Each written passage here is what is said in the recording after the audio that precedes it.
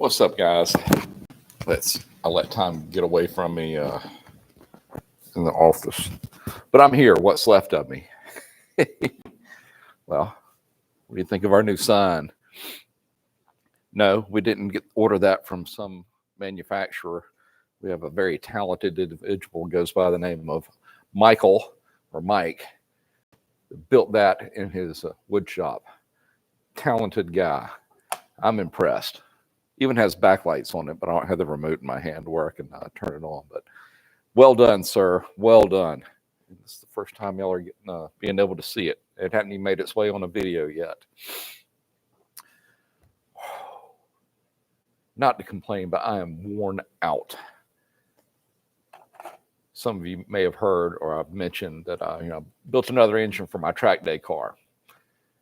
Got it finished up, installed, started up after a lot of troubleshooting on the electrical harness, and then took it for its first spin yesterday. Not good at all. Not good at all. And I was like, what? WTF? So I stayed up way too late working on it. And then finally I said, well, let's just go back and look at that idle air control valve one more time. All of that looked fine. It sounded like it was supposed to. The wiring checked out. And then I saw it. There's a hose that goes in between an upper pipe and the idle air control valve. And you couldn't see it looking at it from the front.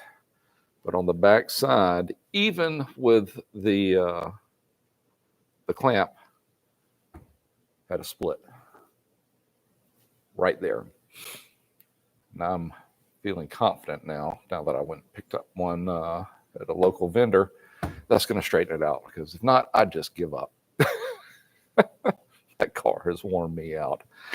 So I know how it feels to work on something so hard and you can't figure it out. And hopefully I can give you answers to some of these questions where you don't have to go through that much pain.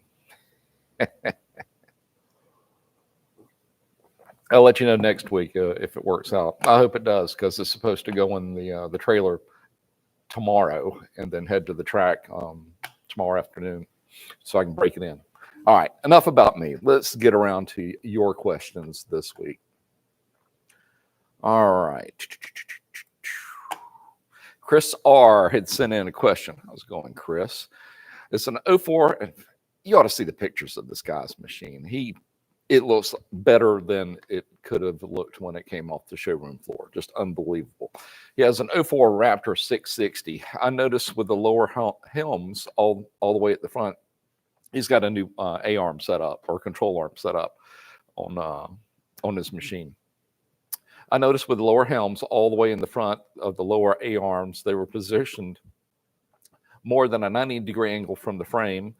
I'm using a square. Both upper and lower arms have adjustable helms. Okay. Currently, the upper helms are nearly halfway extended to align the mounting of the front shocks. Did this because the ball joints would bind on the knuckle and not allow enough length for the shocks. The rear upper helms are adjusted out a bit too to adjust where the upper ball joint needs to be, just back from the lower ball joint. Is there a way to tell if this is going to be okay, and what are the results of moving this geometry by adjusting the lower helm joints? Manufacturer's not helping much. See the pics for reference. Picture with editing before I adjusted the angle back on your arm. As you can see, it's really pushed forward. Yeah, I went and looked at the pictures, Chris, and I wouldn't be so concerned about the alignment of those two angles that you're talking about. Do you still have your old A-arms? Because that's what's going to be important here. It's not so much the exact measurements, but what we're looking for is a ratio or a starting point for your the adjustable helm joints, especially on the inboard side. I mean, you've got your ball joint out here, and then your pivoting joints up here on the frame. And what you want to measure, and you just want a ratio here, you want to measure from the ball joint out to the center of that pivot point and do the same measurement for the back side. And like I said, it's not the distances aren't important as far as transferring that to yours. What you're after is just a ratio. If this is 10 and this is 11, well, then you need to carry over that same distance ratio over to your new longer control arms. That will at least get you in the ballpark, because when you go to adjust your camber, you would adjust both of those in or out. Well, either the upper or the lower ones, but they need to be in the correct plane. And as far as determining if you've got it adjusted correctly, take the shock out of it and just see if the arms are going up and down like they're supposed to without any binding. If you've got something out of whack with that shock out of the way, it's going to let you know pretty quick. So hopefully you still have your old arms. If not, I guess I could always order one and measure it for you, and at least give you the ratio of what it's going to be for both the top and the bottom. But that's where I would start. That would be my 0 point, to get that ratio correct. And then, because I did notice that that top one, that front helm joint in particular, good gosh, you've got about that much thread showing, and all the other ones is more like this. So that makes me wonder if that angle that you were trying to chase, looking down on the two control arms, I wonder if that was a bit of a red herring. Just my opinion so far, but we'll get you through this. All right. For Fernando 6904. Hi, John. I would like some advice. Where do I put a floor jack on my Honda GL 1800 motorcycle? I look forward to your response. Thanks for your videos are excellent. I had to go back and look and see how I did that when I did the front fork seals on our GL 1800, because there is no frame to come up under, because, well, pretty much the engine is the frame. And I used one of those little scissor lifts after I, put a couple of straps on the rear end, because you don't want that thing falling on you. And I just went directly under the engine and brought it up. So if you would reference that video that we have online, and you can see exactly where I had it positioned. And I think this one had some type of aftermarket cover over the engine. But at any rate, you can get an idea of where I positioned it so it doesn't do any damage. Sorry, I'm a bit stopped up today.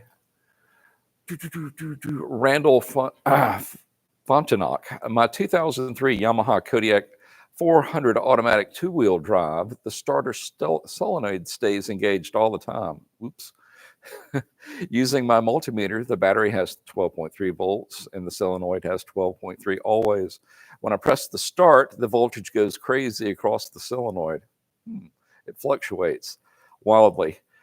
All right, it sounds like it is actually stuck open, and when you're actually sending the signal to excite the coil and bring it up, is probably trying to force it the opposite direction. So obviously that solenoid, it needs to be replaced. Otherwise, as soon as you hook up the battery, it's just going to sit there and run and pretty much destroy it in the process. So yeah, you nailed it. Go ahead and replace the starter solenoid on it. Philly D6489. Hello, John. I have a 2005 Honda ST 1300. Just wondering, while riding the other day, I pressed a button to raise the windshield. When I went to press to lower it, it would not go down. Any ideas what would help would be greatly appreciated. I've worked on one of these, and it's kind of bizarre. It's easier the way they've got the geometry set up for those worm gears on either side of the windshield to push it up than to bring it down. I don't know why. The solution for the one I worked on was just to pull it apart, clean it, and then re-grease those that gear-driven system. Also, be really careful or mindful of any of the cables that are down below it. Seems like it caught one of the wires going down the first time. I thought I hadn't accomplished anything, but you have to make sure it's got a clear path for it to come back down inside of that inner fairing. Cody Wedig has asked me, my solenoid clicks and starter doesn't make any noise. Occasionally I hear the starter make a weak turn, but nothing consistent. Mainly just a click from the solenoid. Does this mean the starter is bad? I replaced the battery and checked that fuse, all is good. Well, you're going about it the correct way. You replaced, you checked your battery, you replaced it, and it should be good. The only thing that you might need to check before you jump out and replace the starter itself is the solenoid. I mean, sometimes I've heard them click before, and they're not really sending or making a good connection to send enough voltage. Put a volt-ohm meter across that, not just a test light, so you can make sure you're getting all the voltage actually traveling across the solenoid. Second thing is check for any loose engine grounds, or if there is a ground strap, or for that matter, the ground going from the battery down to the frame. Make sure that is a clean connection, because if it's not, yeah, it'll turn on the lights and attempt to start, but unless it's really got a good connection, it's not going to feed the current through, or the return path through, to get a complete circuit, because the resistance will be too high. And that, of course, does away with any type of current you're trying to pass through that cabling system. Beyond that, if those two things check out, the solenoid would need to, or the starter would need to be replaced itself. Sounds like I'd give it about a 85% chance that your starter is done. But hey, verify everything else first before you spend the money on something like that. F. Catchway. I recently bought myself a 2013 Scrambler HO XP. Riding along, it suddenly felt like it was governed out, and the engine light came on. Check engine light came on.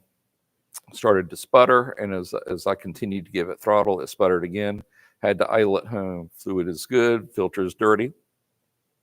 Could that be the problem, or something different? When the machine's trying to save itself, it's trying to tell you something, and it's trying to tell you something through the display, and you really need to find out what's behind that engine light coming on. And you can sit here and guess all day long as to what it could be. Could the air filter be a contributing factor to this? Yes. Is it going to throw a engine light to come on like that? I kind of doubt it. I kind of doubt it. So, unfortunately, because especially Polaris, you have to connect to the mothership before you can find out anything. It's always aggravated the crap out of me with any manufacturer that does that. May have to run it up and have them, the dealership, and have them plug it in, and so you can at least read what the code is. That 1 hour or half hour, hopefully they'll only charge you a half hour of tech time, it'll be worth it, depending on how you evaluate your own time. Alan Hernandez, what could be the problem on a 2002 400EX if you try to start it and it starts pulling itself forward like it was in gear? It was in gear, but it won't turn on. Okay, it's trying to creep forward, and you've got it in neutral, and then it's still trying to pull forward. I think we've got some issues going on in the transmission itself. Just for fun, crank it up. No, it won't let you crank. But if you could lift up the rear end, crank it up, warm it up. Let's drain the oil out of it and go back with that Honda GN4 in the gold bottle, because it sounds like it's trying to bind up on the inside, and maybe just flushing it out will get it to release inside. If not, it may end up having to crank that your bottom end apart. Pajama son. PJ, my son. My 2008 CBR 1000RR does not start because no spark coming through. Where should I turn to fix that problem? Oh boy. This could be a multitude of things. There's several things that'll let the machine turn over, but will not let it start. A couple of the culprits that I've seen have been the clutch switch. I think the one I would go after first on this one, there's a tip over switch, and I think it's in the front right of the fairing on that particular unit. I may be thinking about the R1. If it's not there, it's in the back cowling. All the models start to run together. Take a look at both of those areas, or find your tip over switch and make sure yours has not been dislodged from its mount. So that's the two places I would look at first. Well, let us know what you find. All right, guys. That catches me up for last week. All right, Hank, we got anything going on this week? There you go. Chris R came back at me. Hello, Chris. That means you're online with us this morning or this afternoon. Do I have to change out the front brake line to handle to the Y if I run braided lines to the calipers? Oh, okay. No, you don't have to. You're talking about your main line coming down before it splits into the other side. No, you don't have to. It's not necessary. Or the main reason people go to braided lines is to get a more positive feel on the brakes. Not super important on an ATV. With a non-braided, just regular rubber line, I mean, they've got internal stiffeners inside of it, but they'll flex a little bit, and that adds a little sponginess to the brakes. When you go to the braided, it tightens up that feel. Especially important on the track, but on the sand, like you're playing in, not super important, but it does look really good. But I think that rubber line you're talking about, it's hidden behind a bunch of plastics anyway, so I think you'll be okay. Just make sure it's not dry rotted. Know all about that. Abdullah says, hello. Well, hello, Abdullah. How are you doing this afternoon? Justin Johns says, hey, John, thank you so much for all your videos on the 420 Rancher. You have saved me more money than I thought I could. Thank you. Well, you are welcome, and that is the whole reason that we do all this. Try to make it easier on y'all. What else would you like to see done on your 420? I still have access to that green one that you saw me work on. We just haven't brought it back in to do anything else to it. What would be your top 3 that I haven't done on it that you'd like to see us do? So I'd like to get a little bit of feedback from you. Alejandro Snyder says, hey, John. Hey there, John. Good to see you. It's good to be seen. How are you doing today, sir? Wig Splitter. Hey, John, I bought a new Suzuki GSX-8R, and it's due its first service. Should I use conventional or the semi-synthetic that it came with for the rest of the break-in period? If are you already to the first oil change, she's broken in. So go ahead and run the oil that you want to run in it for the rest of its life. We did I did a little short video on that about breaking them in and how I go about doing it. And yeah, you're there. So whatever oil you go to next, that's the one you want to stay with, in my humble opinion. Sean Daniels asks, Kawasaki Z125 fuel injection clogged up, so I cleaned it out with a 9-volt battery to test it out on. Now the timing chain broke, and now I had to pull the pulley with a crankcase splitter. Is it worth getting a bigger 143 kit for?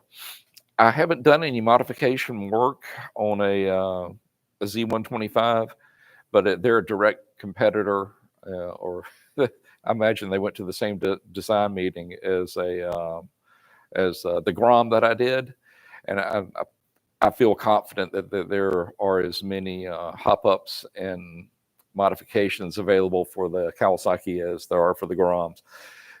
Just be careful which kit you choose, because I looked at a bunch of them, and if it's cheap and too good to be true, it's usually cheap and it's too good to be true in most cases. The kit or the company that I went with for the majority of the modifications we did to the Grom was Koso, Koso. So if you would look them up and see if they have a kit for the Kawasaki, and I would recommend them easily. I mean, because we punched it out to a larger displacement, and then we even went with a 4-valve head on that one. That was a really fun build. I think we need to do another one, something along those lines. Well, at any rate, take a look at Koso and tell me what you think. All right, guys. It looks like I've caught up with you.